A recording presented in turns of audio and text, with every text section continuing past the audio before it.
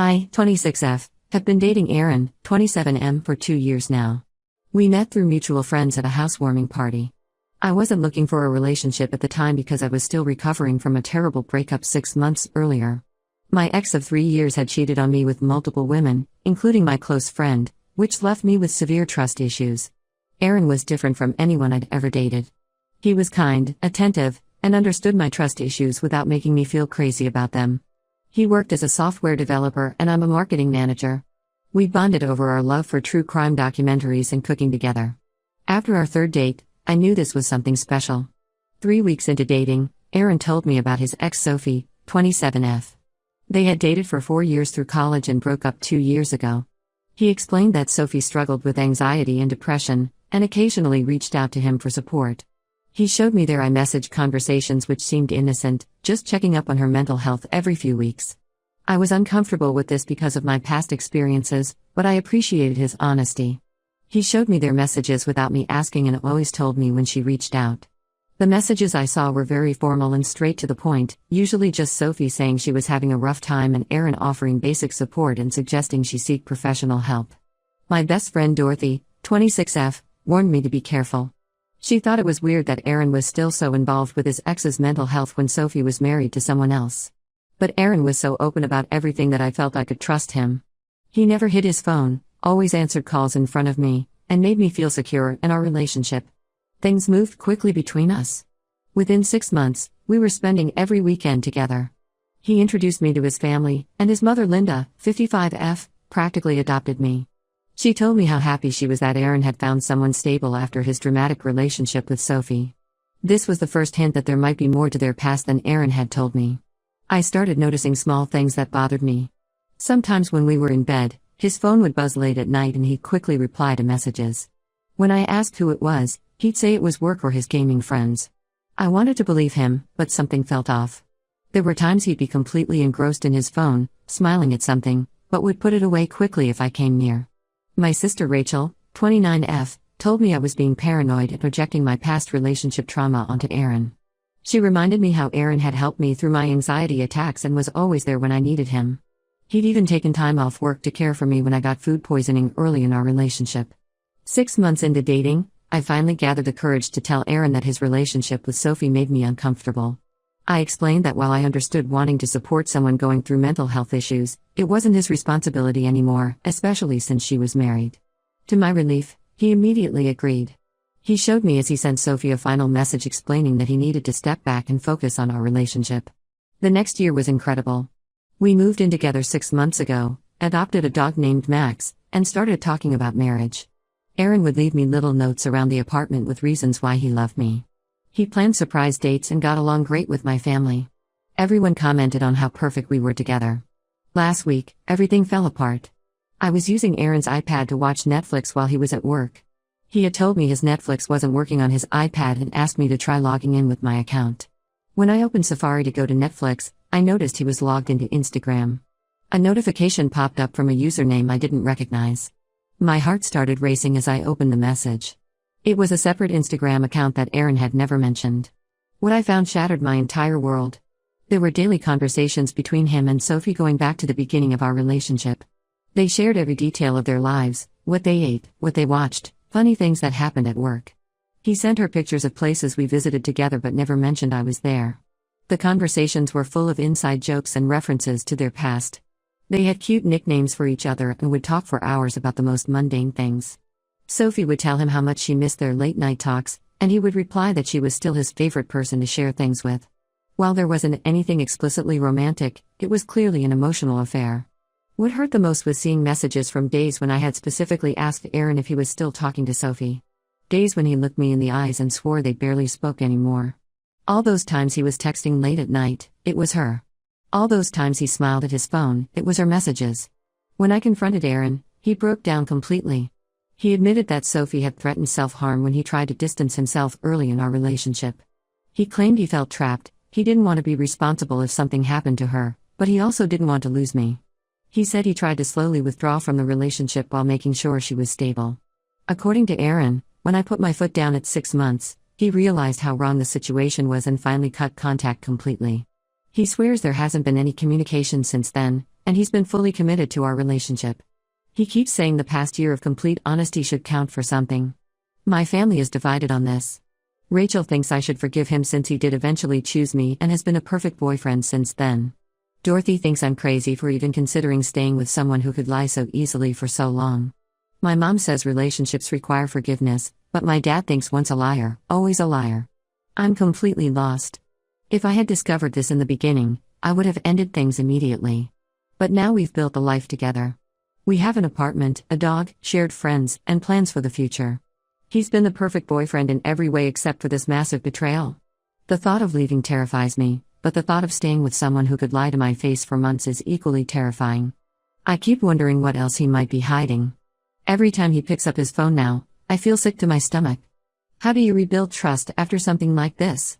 Can a relationship survive this kind of betrayal? I would really appreciate any advice.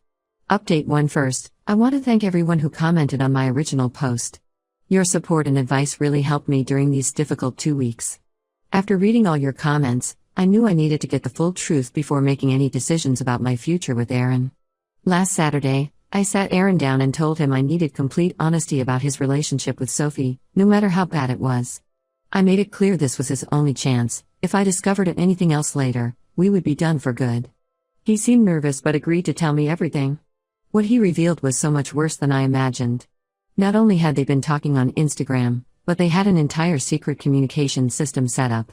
They shared an email account where they would save drafts to each other like a journal, writing long messages about their feelings and daily lives. They had a private Twitter account where they would tweet about their days using code names. He was night and she was storm, apparently references to how they met during a thunderstorm. Aaron admitted that Sophie would often talk about her unhappiness in her marriage. She would tell him how her husband Tom didn't understand her like Aaron did, how she felt trapped, and how she sometimes wondered if she had made a mistake leaving Aaron.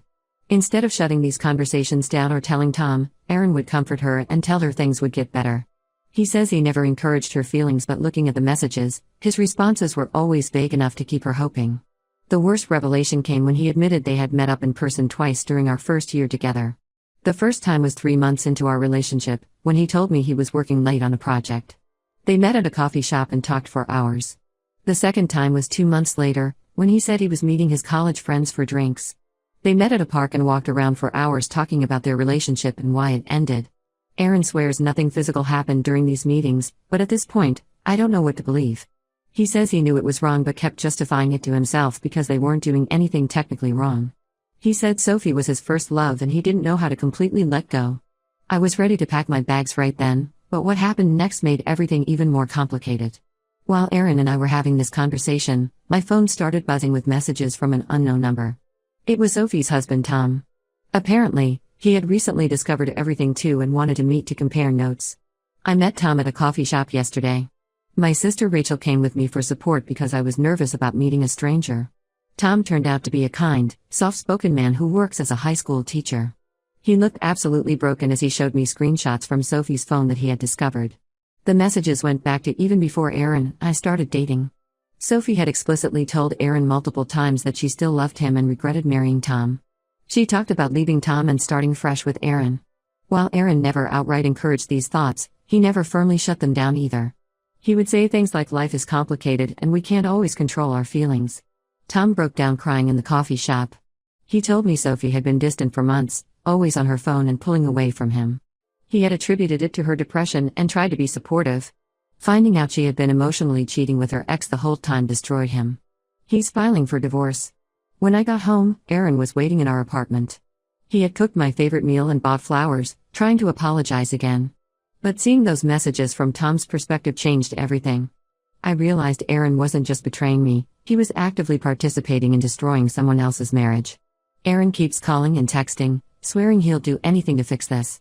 He's offered to give me all his passwords, delete his social media, even move to a different city away from Sophie. He says he was young and stupid and didn't know how to handle the situation. He claims finding out Tom discovered everything made him realize how many people he hurt with his actions. My mom thinks I should give him another chance since he's genuinely remorseful. Dorothy says I'd be crazy to trust him again. Rachel is torn. She thinks Aaron is a good person who made a terrible mistake, but she's not sure the relationship can recover from this level of deception. I'm staying at Dorothy's apartment for now because I can't bear to look at Aaron. Every time I think about those months of lies, I feel physically sick. He sat across from me at dinner every night, holding my hand and telling me he loved me, while maintaining this whole secret emotional relationship with his ex. The hardest part is that I still love him.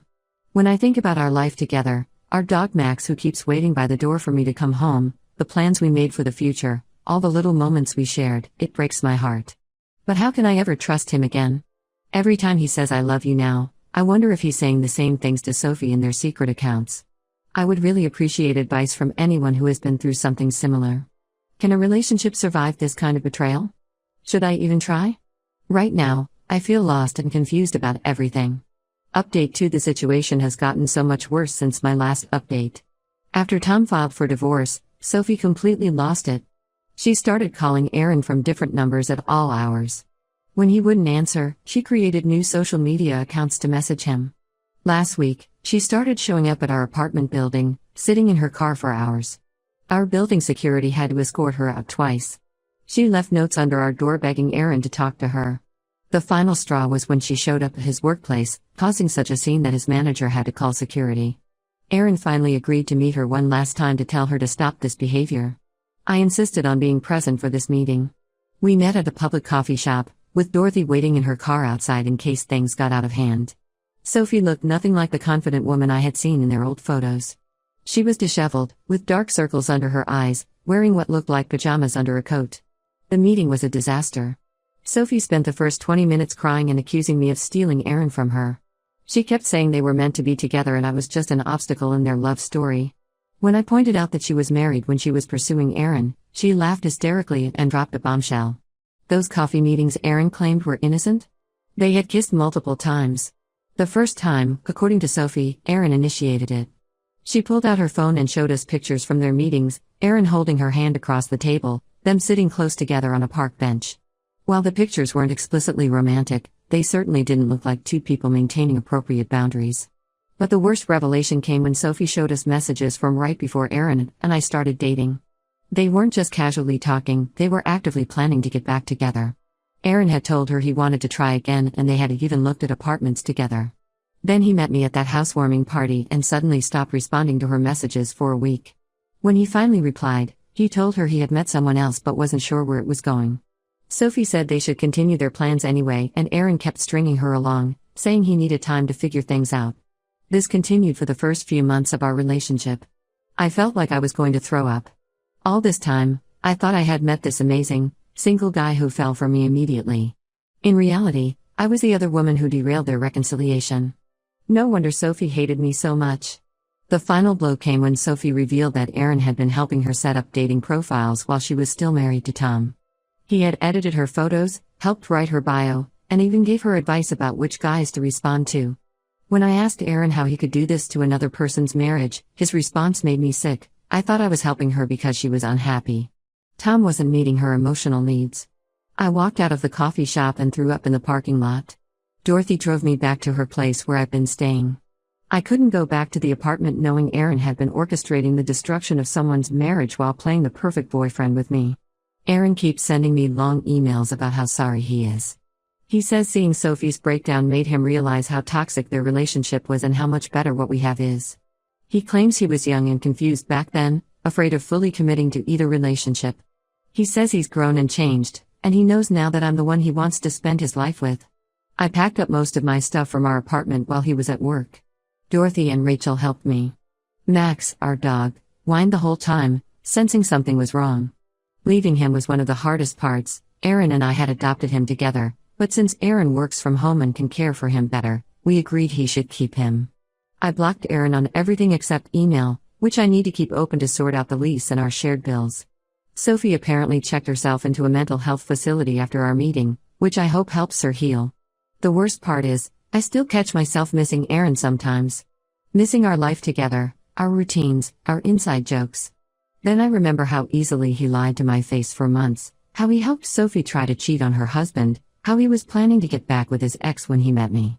The Aaron I loved never existed. He was just a character this man played while maintaining his real relationship with Sophie. I still have 6 months left on our lease.